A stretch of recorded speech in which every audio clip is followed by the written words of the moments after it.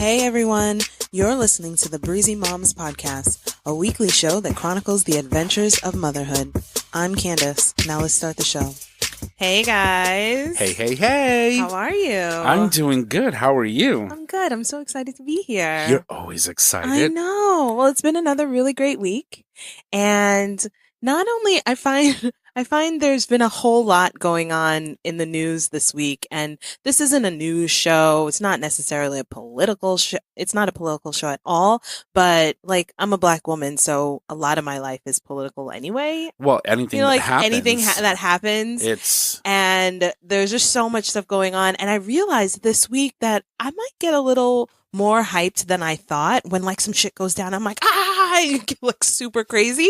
And then it also, I'm able to sort of like think through some ideas about how I feel about things. Not that I want bad things to happen so that I can have practice with my own feelings, but because there already are so many bad things that happening all the time. It's all the time. Hello. And I'm laughing, but I'm not at all trying to make light because it's been a very difficult week all around.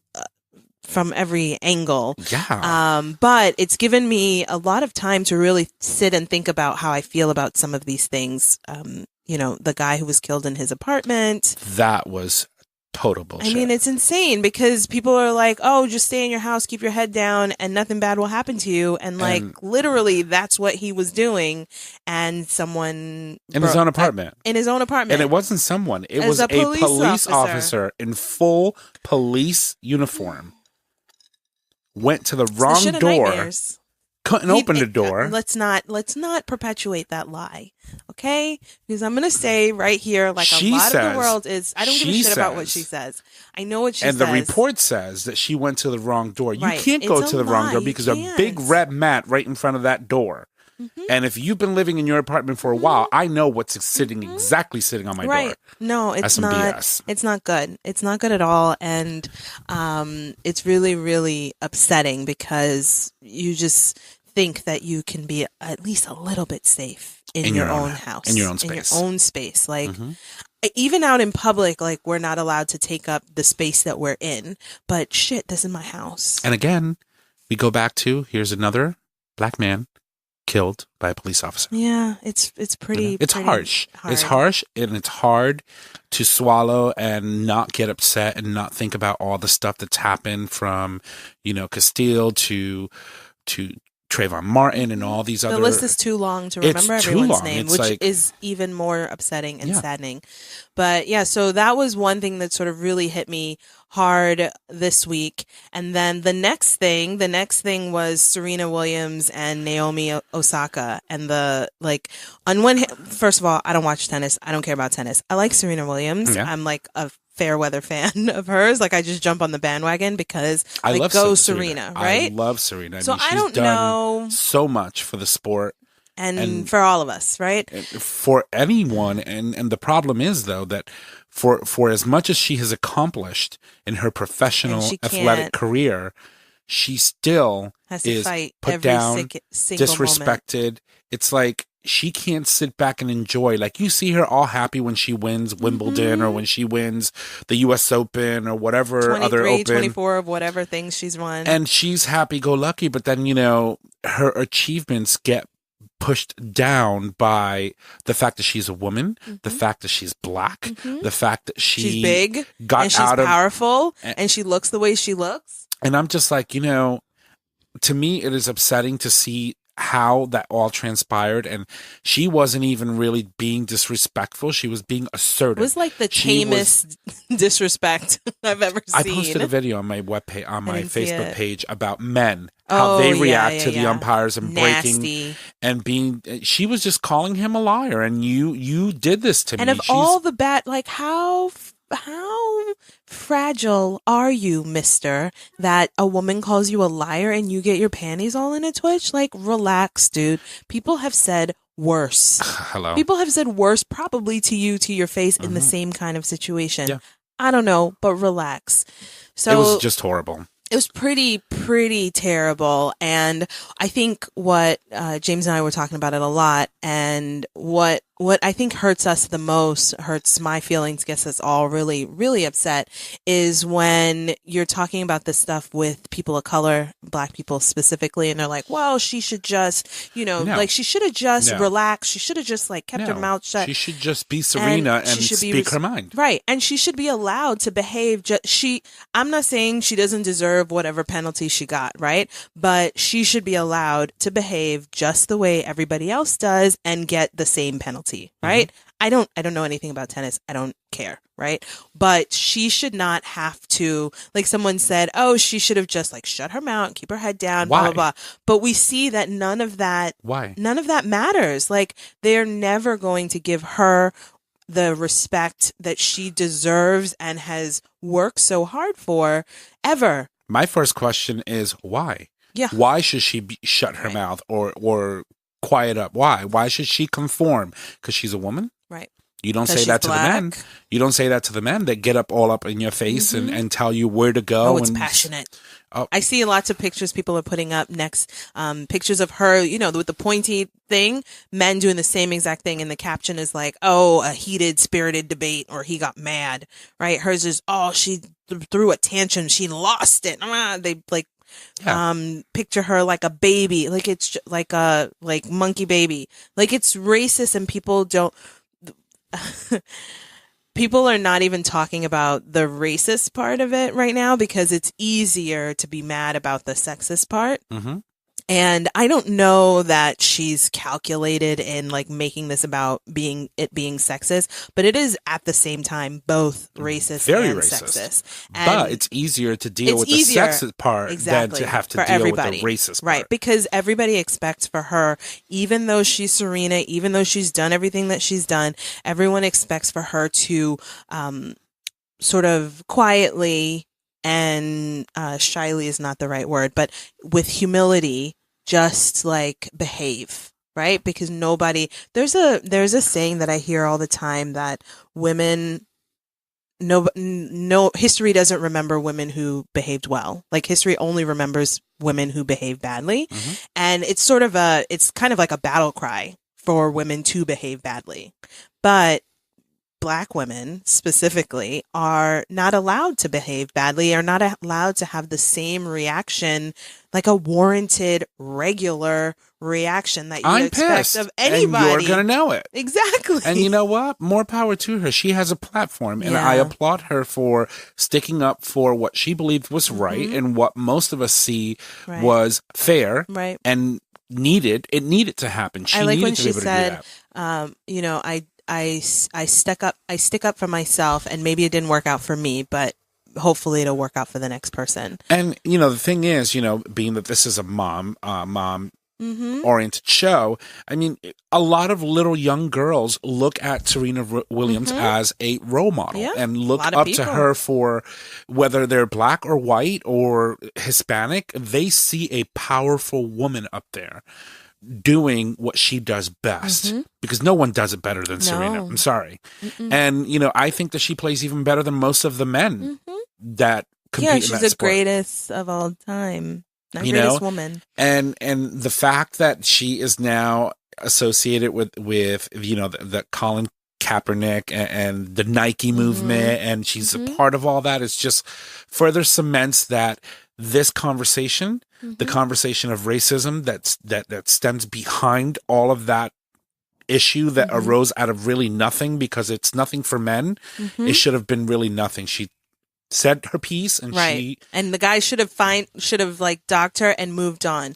But to start like crying, like he's behaving like a child, right? And then on the flip side, right, because they're both of these visuals of women, and in this case Black women. On the flip side from Serena is Naomi Osaka. And I hate to say, in my mind, I just said, poor Naomi, right? But look at Naomi. This is a wonderful, such a cool moment for her. She's beat Serena. Like someone said, everybody brings their A game to Serena, right? Like this is their shot to beat Serena. And she's got to be quiet and diminutive and 25-year-old, young. she is not in this moment allowed to be super excited about her win. And I'm not saying that, like, some people are like, oh, Serena made all this noise and made it about her and not about us, Naomi. I don't think that. I think that Naomi in this moment is just like she realizes that the world is not going to care about what she has to say. And so she has to apologize, right? Women are often in this position of having to apologize for their achievements when we shouldn't have to, right? Like, we should be able to be excited and, like, humble brag or not humble brag if we don't want to. I think she was also taken aback with the situation that was happening right before her eyes, right? She's supposed to have this wonderful moment. I beat one of the most powerful women in the sport. I'm supposed to be happy. I'm supposed to be celebrating. And yet I am concerned because of all the commotion that's going on around me while this amazing thing just happened. And, you know, and to think of someone that when you look at her, she is someone of color as well. And for her, that achievement was just amazing for her, as it would have been. Have you seen people are talking about how she's Haitian and Japanese, and before she won, everything was about how she's Haitian, Japanese, Japanese, Haitian, like they were talking about both. And now since she's won, she represents Japan, she's Japanese, like it's all about, it's the first win for a Japanese person. Like they're not talking about her being Haitian anymore at all. Like, you know, it's like, it's no better than the stupid comment that the prime minister or one of those idiots from France made when the national team won the soccer match. They're all French now. They're all French, you know, well, they weren't French before. You're missing the point, right? You know? Like you're missing. So it is a very tough time. And I only kind of make light a little bit to keep from crying about it, because it's just everywhere you turn. There's no relief. I mean, Serena, there was a big article about how even when she was giving birth, like she almost died because people were not listening to her. She's the greatest athlete.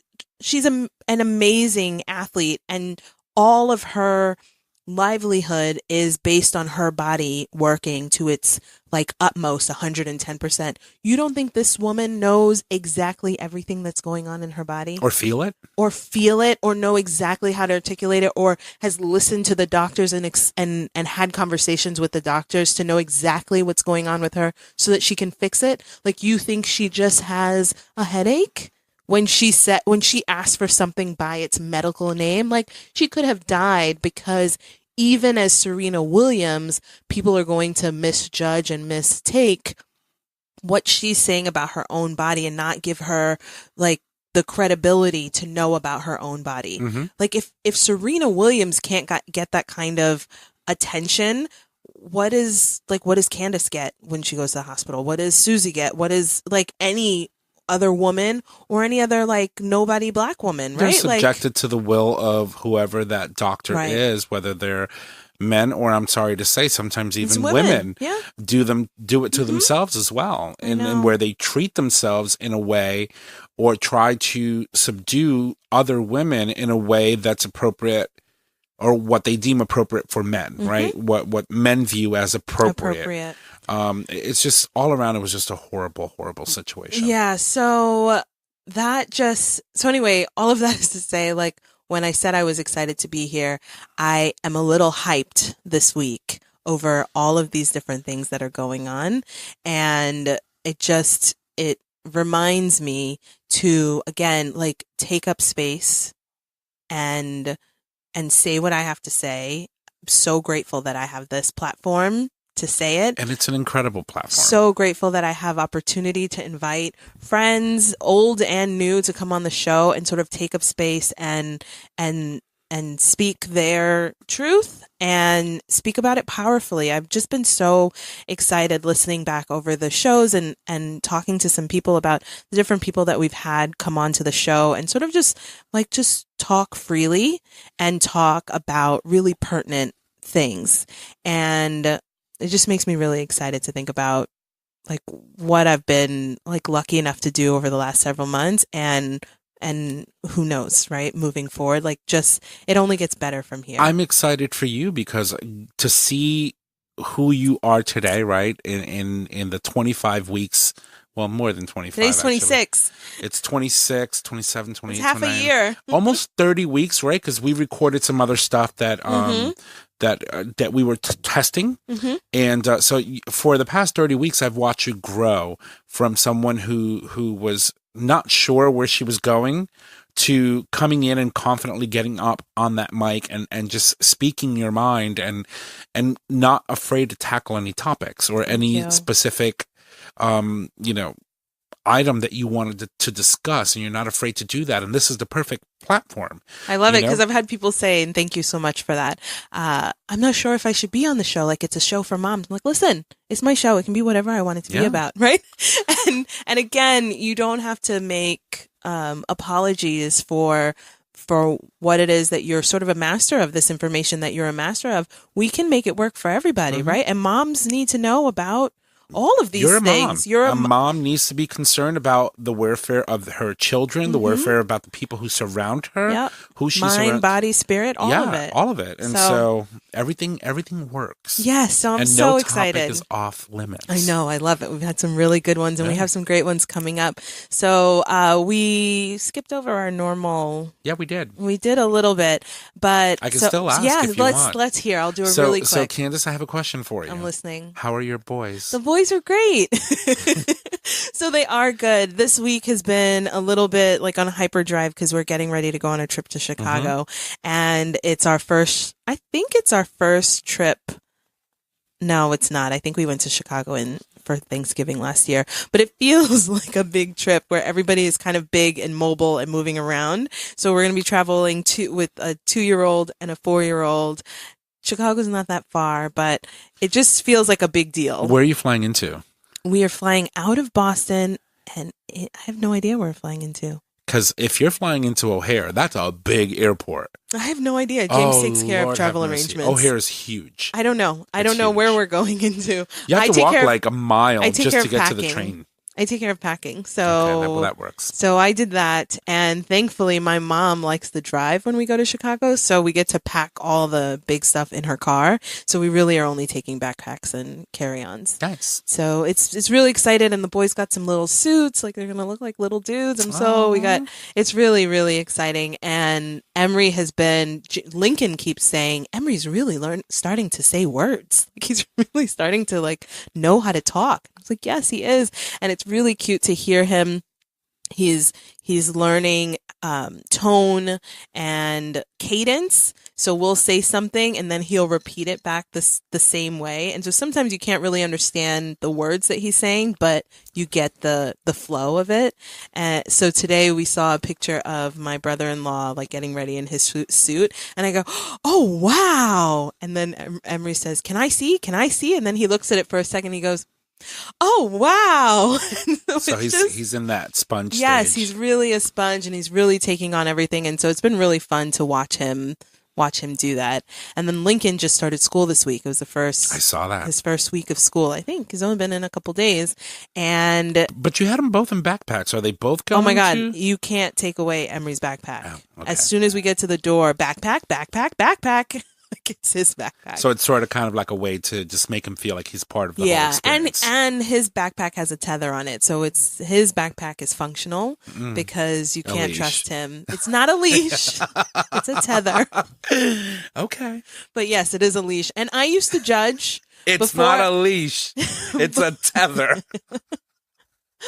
I don't know. I think I used to. I'm sure I judged. I judge because we all judge. Mm-hmm. I judged when I saw people with these backpack leashes, these kids, even if it's a teddy bear or whatever, it's a fucking leash. And I had Lincoln, and we never had to tether Lincoln, but Emery cannot be stopped. He just, you cannot, he looks at you and then he turns around and he runs in the opposite direction. That was my co-host, Chris. He had a tether? Yeah, he had to be tethered. His mother brought him into a Home Depot once and had him tethered and let him go for 5 minutes. Oh the boy dropped his pants, went and sat on a freaking display toilet and almost started pottying in it. But at least he was doing what he was supposed to. He doesn't know any better. I think he told me he was like like three or four or something like that. Mm-hmm. But it just cracks me up. Yeah. So, I mean, I think the important part is you have to know your child. Yeah. And being judged or not is better than losing your kid. And it's not really with him. It's not about losing him. Like, I can't find him. It's more about him darting into the street or like he just takes off so fast and it's purposeful. So we tether him and he gets really mad. But we do it anyway. It's the only way we're going to survive. So much for free range parenting. So I have been free range parenting in my backyard. And today, can I tell you today, we were outside because I was packing the car and my mom was sitting on our front step. And I said, Mom, you watch him because I'm going in and out of the house. And I come back outside and I was like, where's Emery? And she was like, oh, he's right around the house. And I go, where? I'm looking down our driveway. And she said, oh, no, in the next house. And I was like, and she was like, no, not that house, the next house. So she had allowed him. She was like, he doesn't listen. But he went into our neighbor's backyard to play basketball. Okay. So this is 2 houses down from us, down the driveway, because he knows that there's a basketball hoop and where the ball is. So I go walking, hey, where are you? And he's like, basketball? And so he was playing for a little bit and I told him to come and he wouldn't come. So I said, all right, I'm leaving. And so I heard him. He was playing for a little bit more and I walked back to our house. And like 3 minutes later, he came running down the hill. He was like, all right, I'm done with that. But he was not going to leave if I had gone over. I mean, obviously I could have picked him up and dragged him, but he wasn't going to leave if I tried to force him. He wasn't ready. And when he was ready, he came right back. I know exactly what it was. It was like, I don't hear Mom anymore. Right. I better go check. She did say she's leaving. The nice thing is that it was our neighbor's house that we are friends with. Yeah. And he's like, oh, you guys can play basketball anytime. So it wasn't just a random neighbor's backyard because I am afraid of, I'm afraid of all of those things. But I did my best today with a little bit of free range. And I have been letting them out in the backyard a lot. That sounds terrible to say it that way. But I have been letting them go out and sort of pushing them outside into the backyard to play for a little while. And I just kind of keep the window open so I can hear. But I've been working hard at it. Okay. I mean, not down the street, but hey, listen. One foot in front of the other, one step at a time. Yeah. So anyway, let's move on because we got started a little bit late today. We did. And I got a little carried away at the beginning just now. So I want to cue in our guest for tonight, a really fun. I remember Shantell. So my friend Shantell is a friend from high school. I was telling you earlier that she was a junior when I was a freshman. And then she was a prefect in my dorm when I was a sophomore. And then she went to college and then I went to the same college. And I swear I wasn't following her, but our path has kind of gone along the same, our early path, I should say, direction, which has been really cool that I've sort of seen her in a few different places along the way. And then we were in the same a cappella group. Were you in Essence at the beginning, my first year? No, I wasn't in Essence. They didn't accept me. Oh, Lord. Oh. Drama. I wonder why. All right, let's move on from that. Thank you very much. That's okay because Milagros didn't accept me the first time I auditioned when we were at Cho, and I was devastated. So this is the gospel choir. That's what it was called, right? No. That's not what it's called. That's the boys a cappella group. No, it's Milagros. Yeah. Milagros was the gospel choir? Yes. Okay. I was the head of it. Yes, you were the head of it. Okay, I'm getting all my things. Oh, Mayeros is the name of the boys. Milagros means miracles. Miracles, yes. I'm thinking about the Mayeros or the boys, right? Yeah, that's not, okay, well, let's not talk about them. Anyway, my first audition for Milagros, I didn't get in, and I was devastated. And then I went and took voice lessons. And then the next year, I tried out again. Yeah, I did a whole year, the freshman year of voice lessons, and then sophomore year I tried out again and I got in. That's awesome. So anyway, this is just to say that we go way back, and it's a pleasure to have you on the show. Welcome. Thank you. Hi guys. How are you? I'm doing okay. It's been a crazy, hectic day here in NY, but all good. Now I'm home and and chatting all with you good. guys. Were you guys doing a primary today? We did. I got my sticker and everything. It's inside my book because it wouldn't stay on my dress today, so I put it inside my book. Here we go. I'm proud of you. Yeah, and I even got my daddy to go with me today to vote. So we had daddy-daughter that's voting. amazing. It was really fun. My Instagram caption was "The family that hopes together votes together." I love it. That's awesome. It. I think that should be the title for the show today. Oh. We're always trying to figure out what to title the show. It's actually pretty complicated at the end. Yeah, it is. When we're doing post-production, we're like, okay, what are we going to name this episode? But I think, we've been talking about some stuff that's been happening and some of it's political. And I know that you were probably listening to the first 15 or 20 minutes of the show. Is there anything that you would like to add to anything that we've discussed thus far before we move into you? I guess, I understand I think Candace and I, we even had an interaction on Facebook, like just being so exasperated by a lot of the stuff that's gone on this week. Like some weeks can feel so hard and you just get so frustrated and almost like down or even feel some despair. And I think what always stands out to me, like if I go to a protest or just looking back on how do we protest and things like that, I think what's kind of symbolic to me, like if someone's chanting like, hell no, we won't go, right? You can only chant for but so long.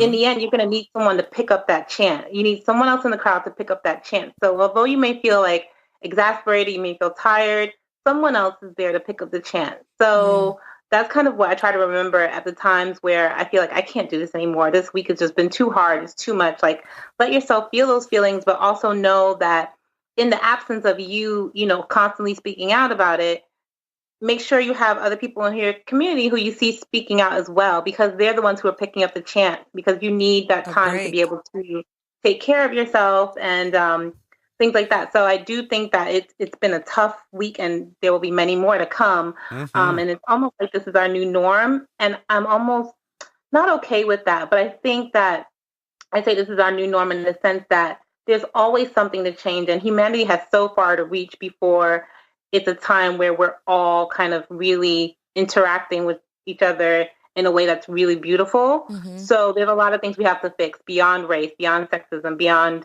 ableism, like all these things. Like once we're done with something, there'll be other things until we get to this point. It's a constant evolution. Yeah, exactly. I look at it more of like evolution now and getting comfortable with this state of like challenging things, but knowing that they're still good. It's just that we do have to challenge it to really make it better.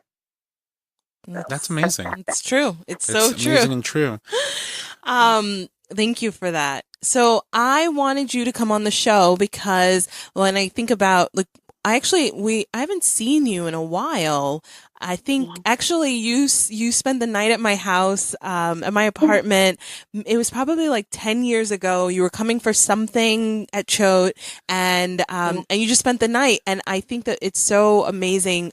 It's part of that is like this boarding school mentality, this boarding school culture and community, that we don't have to see each other all the time to still have this really tight bond where you can just sort of give a call and say, hey, can I stay at your house? Like it's true. It's very true. I always tell my parents, I'm like, I can go anywhere in the world and basically just put out like, a feeler and say, hey, anybody here?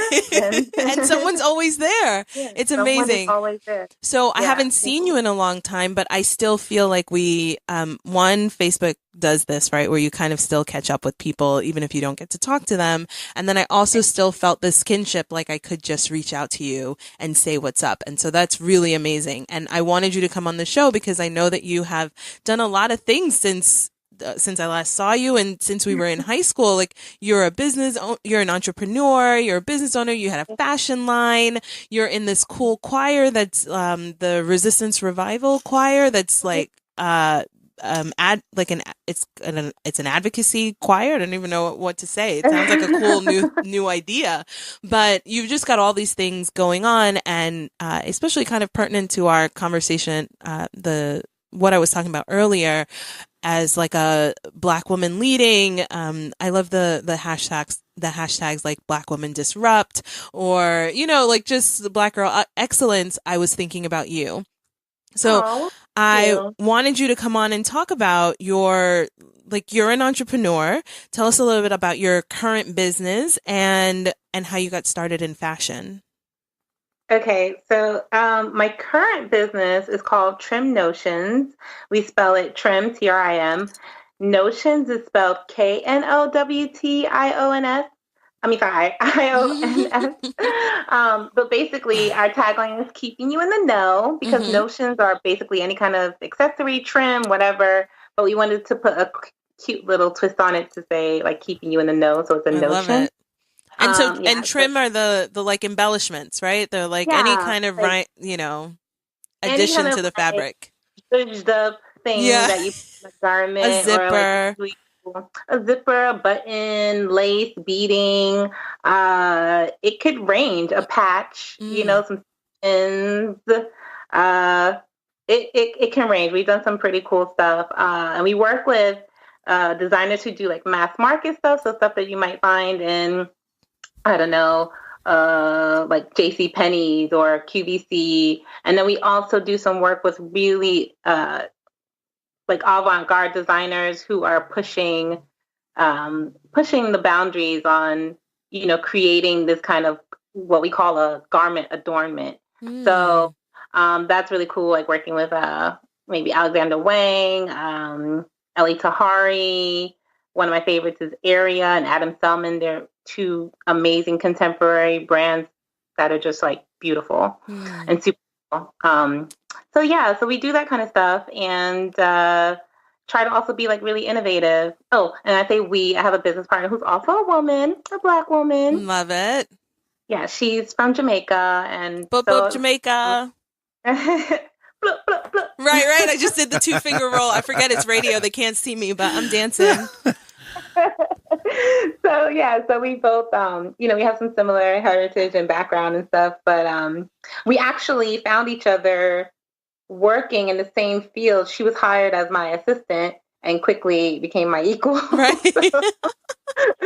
So eventually we said, we can do this. We had a boss who was really awful to us. Like, honestly, he was just the worst man.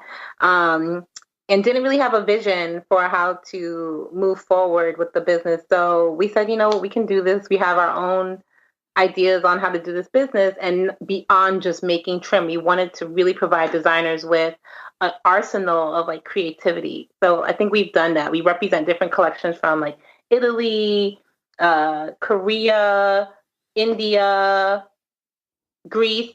And these are all manufacturers who are around the world that we're bringing to designers in America. So they have some sustainable options and just a variety, I love it. So, I love it.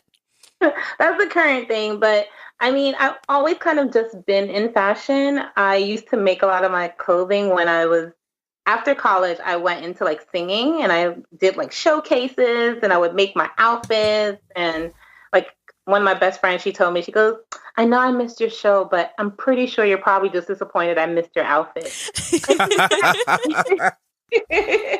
She was right. I made this really cool green ruffled jacket that was like a little crop top situation. It was cute, but she missed it.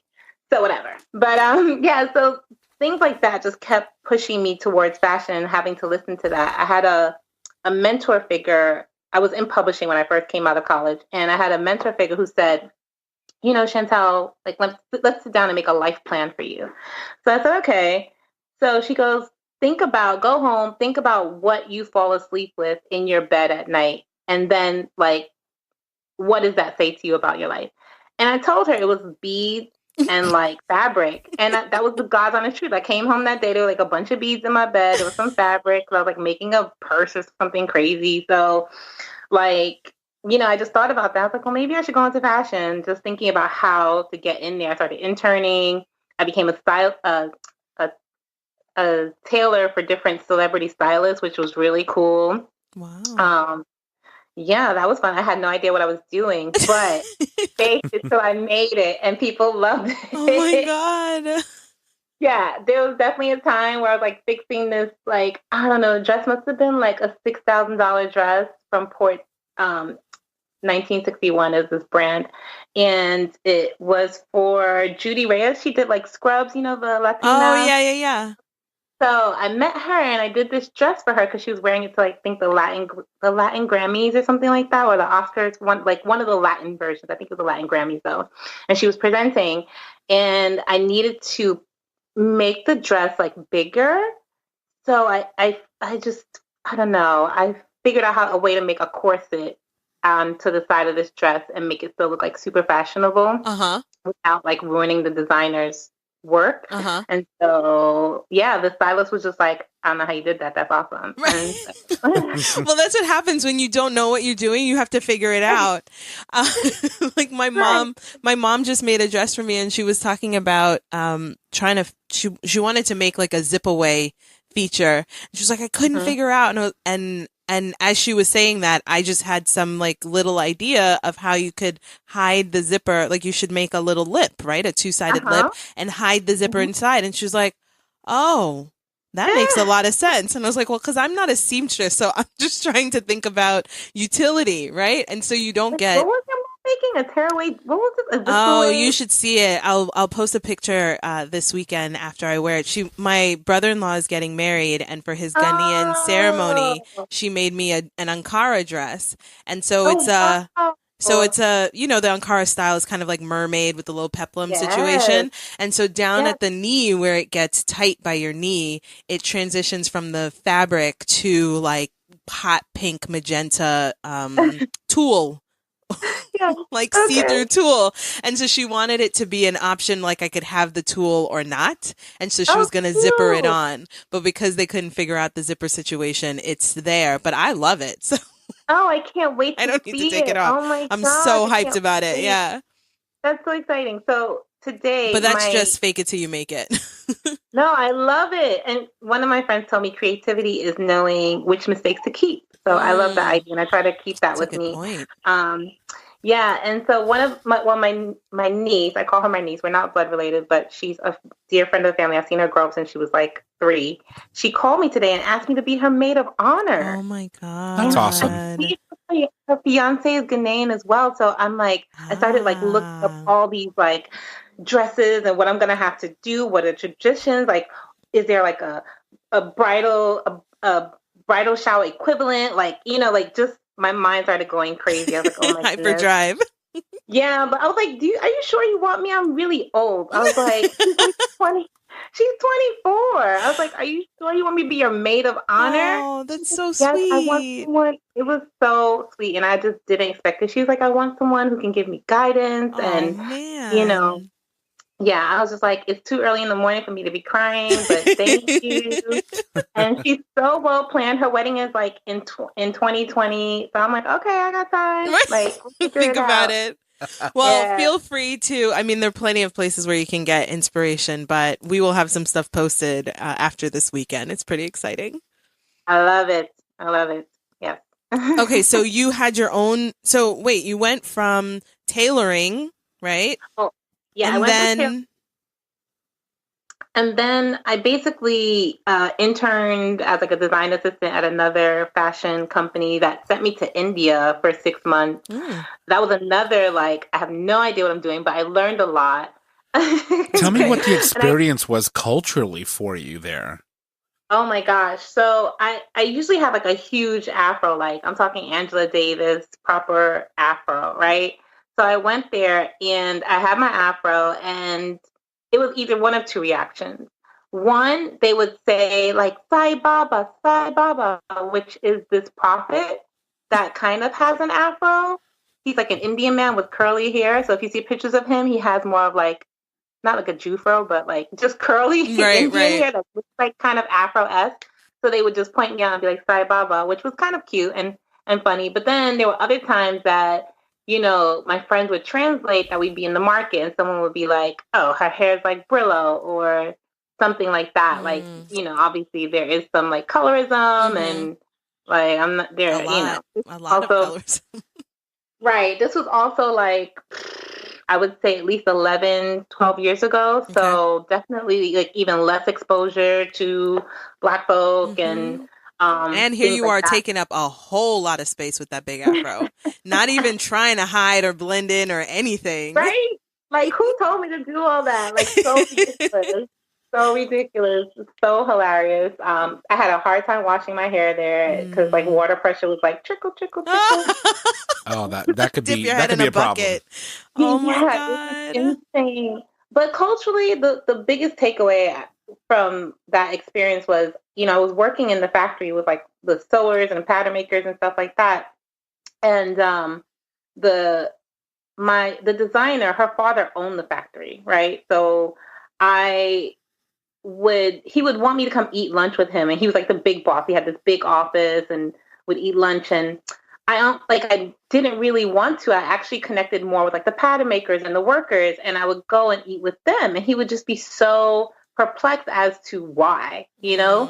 Like we sit with like this small tin of food, and they'd share out this food, and it would be like the smallest meal. You wouldn't think it would feed like 3 grown people, but it did. And we had and I didn't speak like Hindi or anything like that, but somehow we just made it work, and it was the most enjoyable. So in the end, one of the workers who did speak English, she translated for me. She said, Master G, like the head pattern maker, he was like, "You're the first person to come from America and actually get it.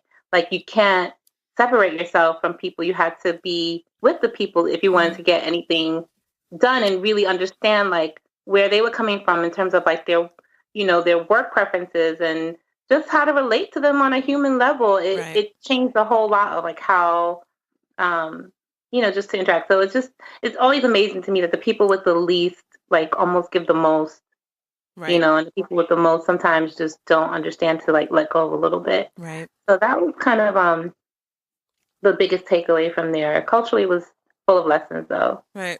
Sure. And from there, you went on to how did we get to Shantell?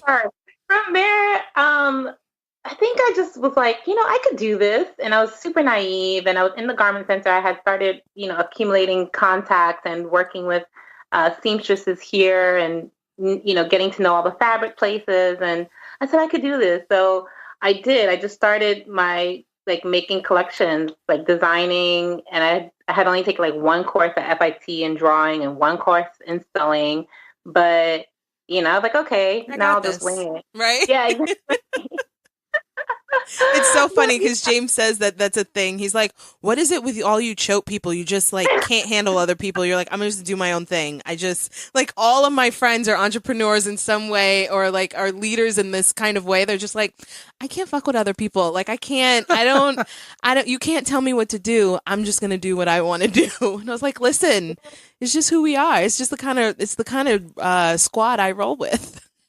I always say that choke creates thinkers. We are not the school that's churning out lawyers and doctors. That's not us. Like we are churning out the people who are like disruptors and just trying to think about things that are super different. So I like that. I'm a disruptor. Just flip over the table. Right. So I mean, after I did the Shantell, sorry. Shantell was scary though. It's okay. Shantell was like really. So it's called Shantell, which was my fancy alter ego. Instead of Shantell, I was Shantell. Okay. So I could be fancy. And it was basically geared towards career women who needed to be reminded that they had a little bit of adventure in them. That, you know, work wasn't only about being like this buttoned up person, but like maybe inside of your coat, you had this really cool lining that. I remember those, like that bright satiny color. Yes, you do. Oh my God. I know. I remember. Oh, and I feel like I visited you somewhere where you were doing some kind of trim. I visited you at work. I just don't remember anything about them. I don't remember anything about those people. But I feel like you were working somewhere that did trim because when we went in the office, I was like, what is going on here? It was just like rhinestones and beads everywhere. I mean, I was working full time while I was doing Shantell, and I think that was super hard, but I didn't have another option. You know, like I had to eat and stuff like that. Like a lot of fashion is really about a lot of, you know, kind of these rags to riches stories, or you see these startups, a lot of them have seed money or they have family capital. Fashion has a history of this like very aristocratic, right? So in the beginning, like models were these society girls. Right. So, as well as the people who were buying the clothing, but the models as well were society women. So fashion does not have this history where it comes from, you can pull yourself up by the bootstraps and, it takes a lot of money to get started because you have to fund a bunch of seasons before people like buy into your look or, have the faith in your capabilities, and also to produce the clothing, you have to at least be able to like produce a small production lot, which is not, especially if you're trying to do it in New York. I was trying to do everything made in New York. I was really happy about that because I just appreciated my pattern makers and the sewers so much because they had so much history, and they were artisans really. So I wanted to honor that, but it's expensive, and I was doing it all self-funded. I had some success with like some boutiques in Soho and even in Southampton. I dressed a couple people. Raven Simone wore some stuff. Which was cool then. No, this was when she started talking crazy. Lord. Crazy. But I was like, well, at least she just said something crazy in my clothing. Right. She looks good while she's saying it. But maybe people will be like, how can she look so good and say something so ridiculous, So, I love it. So I think she's quieted down now. Maybe she's read a couple of books and stuff. But I mean, you have to, like, it's also about experience. Like, she may have, it's a different world that she was growing up in. And sometimes you need more experience and stuff like that. But yeah, so Shantell happened. I did that for about 4 to 5 years, and it was just really tough. I found myself working really hard, and one of my goddaughters, like, turned to me and called me, like, a workaholic. And she was only, like, maybe 8 at the time. Wow. Like, what? Like, it made me feel just a little heartbroken because I felt like I was missing out on her life. And I wanted to be there to, take her to the movies and hang out with her. But she was just like, you're always at work. And I was just like, yeah, I kind of was. It's the struggle. It's the mom guilt. You were feeling a little mom guilt. Definitely. I had godmommy guilt. Yeah. I did. And so, sometimes, out of the mouth of babes, right? And right. I just took it and I said, I've done it. There's nothing for me to feel down about. Like, I tried it. I went after something. Sometimes, you have to know when to call it quits. And I even still struggle with it now. Like, I still get a little bit sad sometimes when I'm just like, oh, I want to be designing. And I see my other colleagues that were, hustling the same time that I was. And, they've progressed. And a lot of times fashion is also about persistence, Okay. But financially, I just want to do some grown ass woman things. I wanted to, like, buy a house, travel. Like, I wanted to do some grown ass woman stuff. So I was like, you know what? That's what I'm going to do. Okay. And that's what I did. And so that's how you moved into Trim Notions. Yeah. So it's still entrepreneurship and still risky as all hell. But one, I had a partner, which was awesome. And 2, we knew the business. We had worked in it both of us had worked in it for at least 10 years. So it was a little bit more like, okay, we know where to go. And we're still figuring out, like, testing out different things on how to push it forward. And, it's working. So our reputation is starting to precede us, and that's super exciting. That's great. Yeah. So talking about your business now, your current business, you mentioned earlier that 2 Black women are leading this business. Do you get, sometimes people don't get why that's important when we talk about Black business and like Black women in charge, like that sort of thing. Why was that important to you? Like, did it just fall into place with this woman? She happened to be Black, or like, why was it important to you to have your business where you're in charge and it's you and another Black woman? I think, it just happened that we came together. I don't think we thought it out, but, we had been working together for so long that we just said, like, we trust each other. We know each other. We work really well as a team. And, we do understand this certain struggle. I mean, we've had moments where I struggle with it all the time, where I feel like clients have said, oh, Shantell, spoke to us in a very terse manner. Or, which I'm just like, oh my God, I said, please and thank you like 15 times in an email. How much more counseling can I do? Like, it's the most heartbreaking thing because it's our livelihood. Right. So it is important for, Black women, we're creating these spaces. I think sometimes where you feel like we know we have the expertise, right? So why not try to do this? Mm-hmm. So I think it was just important to try, one, the entrepreneurship aspect of it. And then also, it's, we're in a niche, a very niche part of the fashion industry. No one's sitting here trying to sell trims because it's just not super glamorous. Mm-hmm. It's behind the scenes. But it's a part of what makes the machine run. And I think it's important to like occupy those spaces as well. Right. We can't all be designers, we can't all be stylists, but we need people to be that support.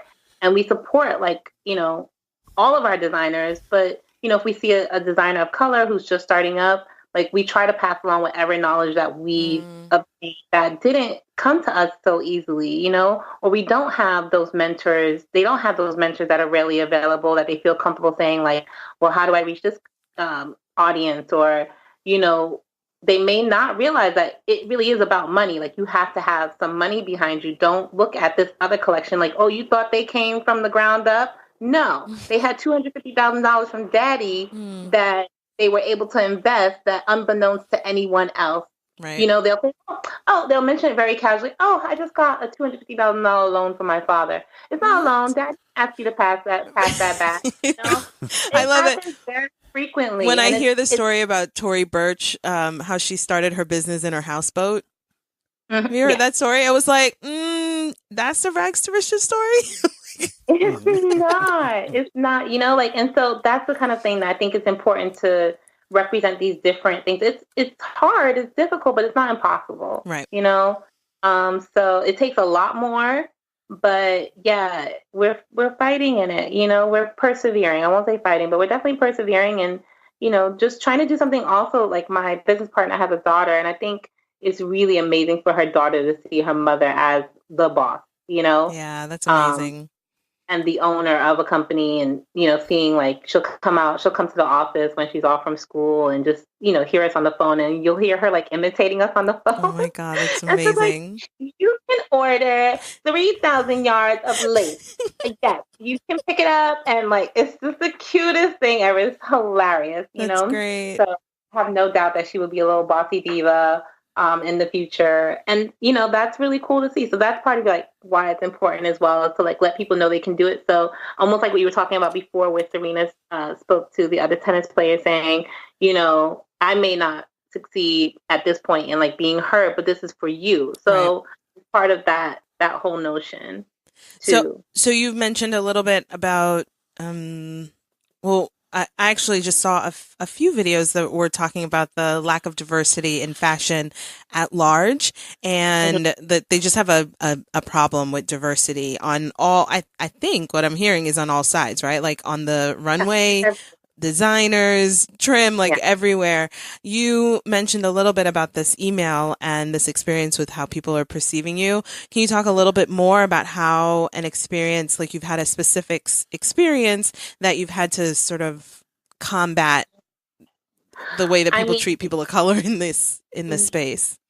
Right. And I don't have a good solution for it either. Like I've had to swallow a lot. Like I think in terms where, and it might just be almost also too, I look at it as just like clients. Like when you are servicing a client, like they automatically feel this kind of like, well, we have the ability to say this. We're buying something from you, so we want this now. Right. And it's interesting. There are designers who, even though you're giving them a service, they're very respectful, and which makes it so much easier to come to a resolution should something happen. And then there are designers who treat it like, you're less than. And that coupled with being like a Black woman, it doesn't feel good. It already feels like, okay, you think that this is, I'm below you because you're giving me money for something, but I'm providing the service. Right. It's not like you came to me. It's not a charity. Yeah, it's not a charity. I'm breaking my back over here. And, like I said, it's also like managing tone, which is just like, I could be saying something. Yeah, I could be saying something that's for your benefit, meaning like, okay, I can't do something. This is the limitation of what we can provide for you. And that sometimes doesn't sit well with people. Like people demand a lot, which is, a tactic to get what you want. But at some point you have to say, okay, listen, this person is giving us the real. And it's not a no, it's the real. So that part is tricky, like how to manage that without coming off like I'm telling you no. I don't know. Sassy Black girl. Yeah, because I don't know. I don't think I come off like that, but I think it's very easy to go to that. Another customer one time, she told me something about a policy of our business, and I said, most businesses work like this. Like, this is the industry standard. Yeah, right. And she goes, well, I've worked at so-and-so company, and that's not the way we did it. And I was like, okay, I can understand that. That's a larger company than the one you're at now. So maybe they got certain perks, but you at a small company now, so figure it out. I just saw that. I wanted to say that's that. What I wanted to say. I wanted to be like, I said what I said, but I didn't say that. I just said, I'm sorry, but that is really the standard, and that's how we work with all of our customers, regardless of the size. I said, right. I said that's our policy across the board. I didn't even mention this size. I said that's our policy across the board, and I saw her look at my LinkedIn the next day, and then another one of her colleagues came in about a month or two later, and she was like, yeah, I remember that whole interaction. She turned to me and goes, Shantell's kind of sassy, huh?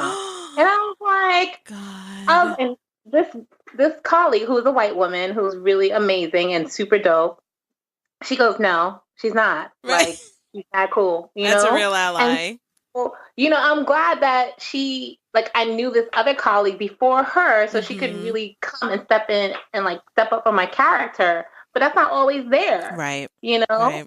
Or it might not be the interpretation that she got. So yeah, just from her looking at my LinkedIn, the next day, she went in and was like, oh yeah, she's really sassy, huh? I was like, so stuff like that happens all the time. It doesn't matter if I put on my my professional voice, right. Caucasian voice, or if I say please and thank you a million times, it just doesn't matter. As soon as they know, I feel like it any little opposition will be interpreted as and that's a just sassy tiring. Black woman. It's just tiring. Yeah, it is a little tiring, but I also think that having gone to Cho and having all these opportunities, there's also a way to healthily ignore it, and just be and chalk it up in the moment as, client, provider relationship, to kind of just maintain sanity. Yeah. Sometimes, I know. I have I had some prospective clients come to my house the other day or this summer, and the dad started sneezing or something, and so I offered him a tissue, and it just happened that I have these little tissue packets from Choate, from the alumni office. I have a whole lot of them. And so I leave them by my door so you can run out the door with it or whatever. And it's not purposeful. It's just I got to use these tissues. Right. And so he asked me for tissues, and I offered him this thing, and I saw him look at me what's happening here? And then he and he goes, oh, my niece went to that school. And I was like, oh, that's cool. Right. It's just this moment where some of me thinks am I too worried about, people will say, oh, you're worried about stuff that people are not thinking about. But then on the other hand, it's just I don't know what you think you know about me, but I'm just going to give you this throwaway tissue that's just going to blow your mind, right? It's just going to throw a grenade into any assumptions that you think you had about me. And I'm not even going to think about it anymore. Although, to be fair, I am thinking about it right now because it friggin' matters and it has an effect on me. It happens, and I still wear my Choate ring. I was noticing that. It's always on my hand. And I recognize it from here. I know. Bling, bling, baby. No. And it's a tree. I think this is the last year you could get the tree logo. Yeah. Remember that whole thing with Timberland?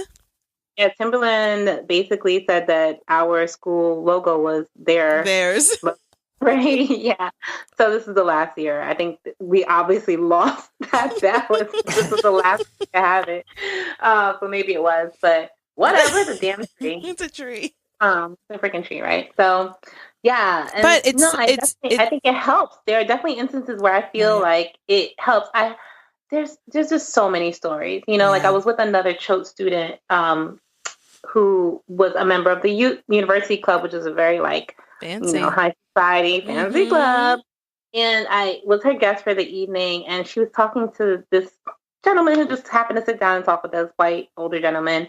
And he said, oh, you guys both went to Chope? She's like, yeah. And he's like, oh, that's cool. And she was like, yeah, I was probably the second to last, worst student.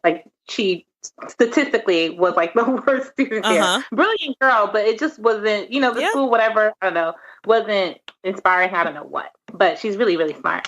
And so he turns to me and goes, oh, were you the last student? I was so mad. Shit. I said, no, actually, I was on Dean's list most of the time I was there, how dare you? So it was just so crazy. He turned to me and was like, oh, were you the last student? And he was dead serious. Yeah. And then he told me he had this high position, but flunked out of college. But because of Uncle so-and-so, he's now this position in his finance world. And I was like, you're proud to tell that story? Why are you proud to tell that story? It's ridiculous. Damn. Proud of that story and think you can look at me and insult me right in my face like that. I was very proud of the story. So speaking, and I had to repeat it twice that I was not the last student. He didn't even acknowledge it the first time. I was like, no, right. I'm out of passes. This will not stand. I will not have it though. Yeah, so ridiculous. But so speaking of advocacy, I just want to bring up the. I'm sorry, I just blanked on the name. Resistance Revival Chorus. So. You talked a little bit earlier about protests. I think of you and your afro being in spaces, right? And then I find out that you're in this choir. So tell us just a little bit as we close out about the Resistance Revival Chorus. So this chorus has honestly changed my life over the past year. These women are amazing. They're super inspiring. Most of the women are involved in an activist space in some type of way, whether it be for education. Paula Mendoza, one of the founders, is a huge advocate for Dreamers and, promoting immigration reform and things like that. She's just amazing. And also just women's empowerment, it's just made me so much more aware of so many things. And I think I probably scared tons of people away from my Facebook pages now, because they're so political. Me too. Oh, wow. I just throw them out there like a grenade. No, I'm not your safe black friend. Get out of here. Right. I am not safe. Get away from me. Right. So this group the whole notion is to sing historically protest songs that were traditional to the civil rights movement and popular then, and kind of put our own arrangements on it, but also bring it back. One of the mottos that you'll see frequently whenever we're promoting a show or a rally will be that Harry Belafonte said, when the movement is strong, the music is strong. So the movement is strong. So we have to be the movement, the soundtrack to all that, empowerment, all that anger, all that fight that people need to keep going now. And the second motto of ours is that joy is an act of resistance, because I think it's very easy to let all this stuff steal your joy. But the songs that we sing are supposed to, some of them are supposed to make you smile, supposed to make you feel like there's community, there's love in the air, there's hope, so joy is an act of resistance. If you are down because someone keeps bullying you, that bully is winning. But if you, walk past that bully, even if he throws a punch, with a smile and, kind of just keep persisting, you're starting to win. You take away that power that this bully is trying to exercise over you. So I think it's really an amazing experience. I do encourage everyone to follow Resistance Revival Chorus on Instagram, and also try to make it to a show if you're in the New York area. We are traveling to DC, I think, in the next coming month. So, and you've got a show with Angelique Kidjo coming up. So, my in-laws are Ghanaian, my husband's Ghanaian, so I know anything about my father-in-law is always playing Angelique around. So I saw that, and I was listening to something. I think you guys did like a remake of This Little Light of Mine. I was walking down the street pushing the stroller today, and I was prancing. I was like, okay, nobody gave me this light. I'm gonna shine. Yeah, feeling it. The voice like, this joy that I have, the world didn't give it to me. Yes. Or this strength I have, the world didn't give it to me, and the world can't take it away. Meaning, like, these things can't take it away. Like, people in the world give you those things, but the world itself, like these entities, like, that are trying to take it away, they can't. So it's an interesting little notion about that. But yes, we are performing at Central Park Summer Stage, which is super cool. And like I said, these women are just amazing. It's just really, I don't know. I'm almost left speechless, which doesn't do justice to the fact that we're singing. It's all about being vocal, but it's such a way to like use art to. Music is powerful. It's powerful. It's powerful. Say that again. Very unifying. It's very unifying. It's something we can all kind of get behind. And like you said, you were bopping on the street, like being like, oh, okay. So it can come back to you in the moments that you need it. Mm-hmm. And, so there's 70 plus women in this chorus. Wow. I might add. So there's a lot of sisterhood going on. And it's also showing the way that women govern differently and lead differently. We say we don't have leaders. We call it leaderful, meaning like everyone has a potential to be a leader. Right. So if someone organizes this event, like that doesn't mean that, he is a leader. We have founders, yes, but she is a leader. We have founders, but we have just this very democratic, very inclusive There's kind room of for way. Everyone. Yeah, and it's just important. It's different to see how women lead, Right. It's definitely different.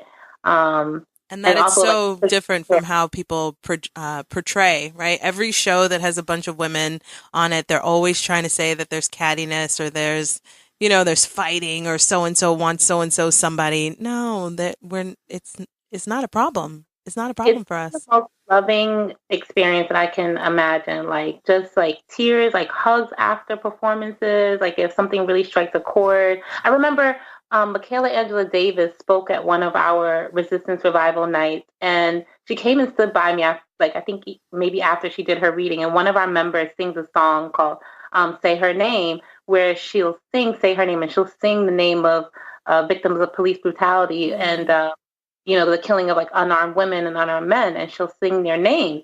And it was the first time I had heard her sing this song, and Michaela Angela Davis was standing next to me, and she just put her arm around me and just, held me while like just these tears just came. Yeah. And just like, it was just such an important moment that, I'll never forget. It was quickly, who is that? I don't recognize her name. Angela Davis, she was the founder of like Honey. Look her up. She's amazing. She basically does a lot of like advocacy around like Black women and the imagery that's portrayed in the media and speaking out against that. Like she'll definitely be on panels on like CNN and MSNBC. And at Afropunk this year, she had this whole like hair recreation of like a Black kitchen with all these kind of like different nods and honors to like our rituals around hair and things like that. So her name is Michaela Angela Davis, and she's just super awesome and like one of these like aunties that are really doing a lot for Black women. So. I love it.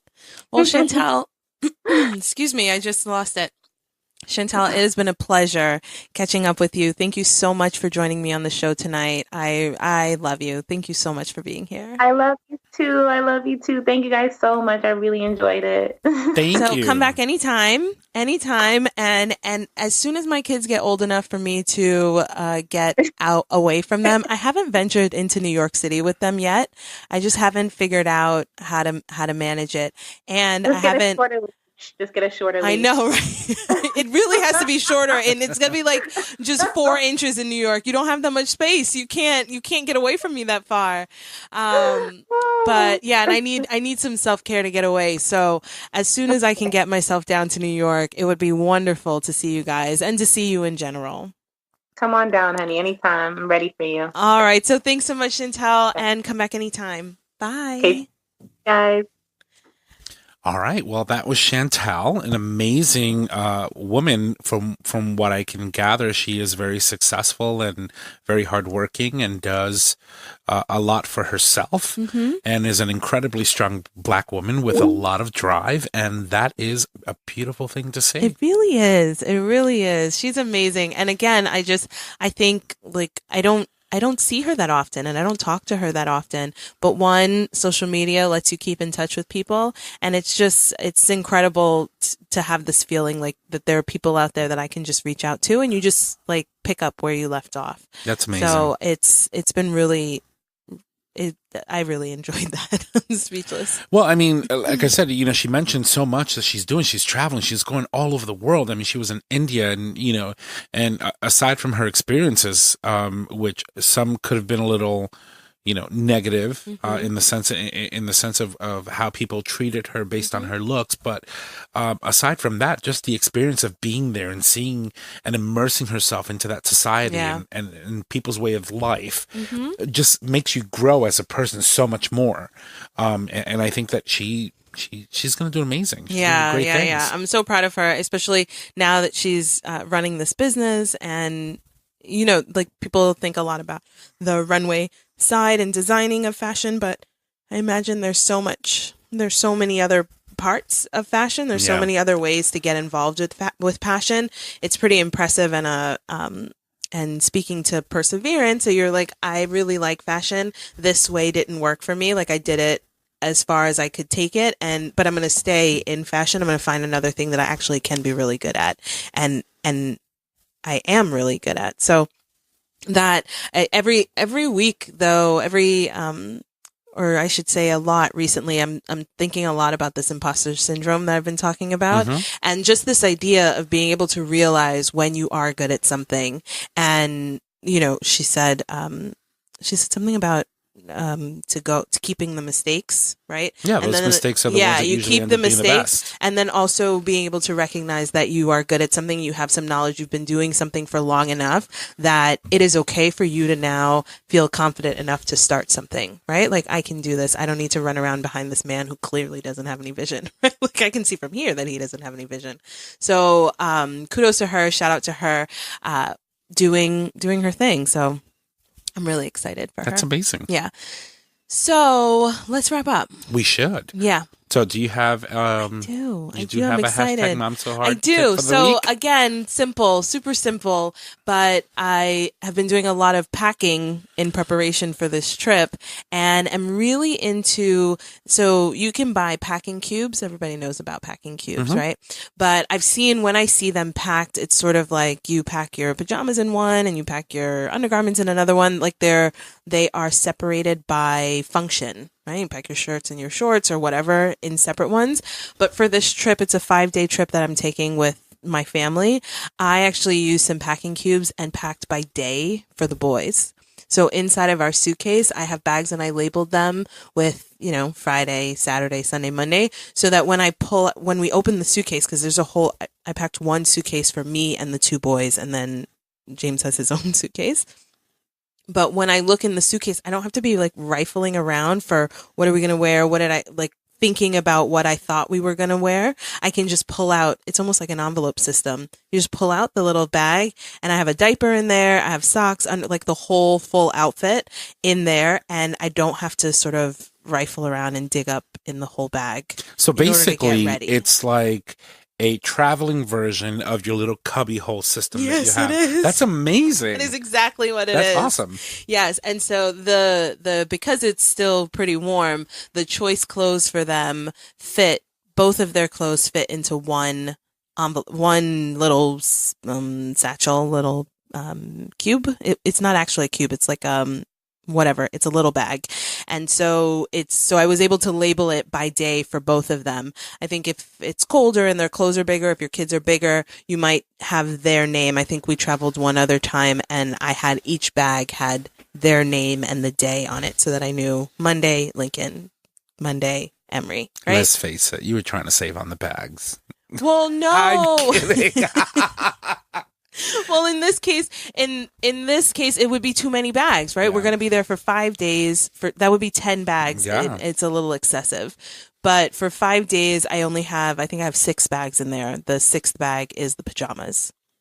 And also, we're doing a little bit of moving around where we're staying at a B&B one night. We're going to the hotel another night. And I was just thinking about having to pack and unpack the suitcases so many times. It makes it easy. You can leave it right in there. Right. Not only that, another benefit of putting stuff in bags that a lot of people don't realize, you're going to a hotel. Mm-hmm. You never know if you might end up going into, God forbid, a bed bug infested hotel. Oh God. And having your stuff in bags protects your clothing. That's true. It also protects people from bringing stuff back with them. But, I'm not saying that's what's going to happen, but, you probably didn't even realize that this is also a good thing because of that. Yeah. Oh, I'm crawling. My body is crawling. Bed bugs. I'm gonna have her paranoid. She's gonna be in her hotel room. Like, let's lift the sheets, everything. Lay on the bed for 20 minutes because I love heat, and then I'll lift the sheets and see if we're good. Oh my god.